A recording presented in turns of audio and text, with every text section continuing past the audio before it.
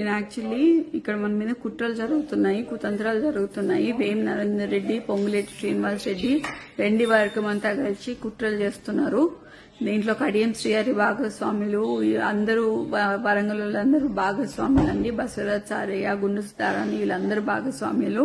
మీరు ఎటువంటి సంకోచం పెట్టుకోకండి. దయచేసి చెప్తున్నాను, కార్యకర్తలను కాపాడుకునే బాధ్యత కొండా దంపతులది, కొండా కుటుంబాన్ని.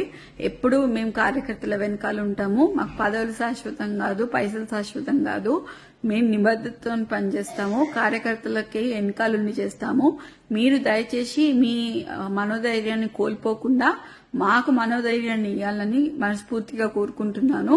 నేను మళ్ళీ లైవ్ లోకి వస్తానండి. ఇక్కడ చాలా అల్లరిగా ఉంది. చుట్టూ మొత్తం పోలీసుల ప్రహారీలో నేను ఉన్నాను. నేను ఇంట్లో ఒక్కదాన్నే ఉన్నాను. ఇప్పుడు అమ్మ కూడా లేదు, నాన్న లేడు, ఇక్కడ అమ్మ లేదు.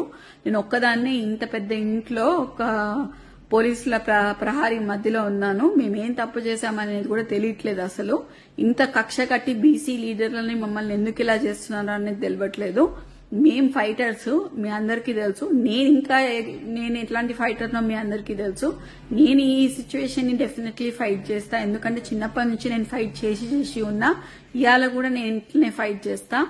ఇవాళ కూడా ఎంతమంది పోలీసు వాళ్ళు వచ్చినా కూడా నన్ను ఎవరు ఏం బీకలేరు, ఏం చేయలేరు.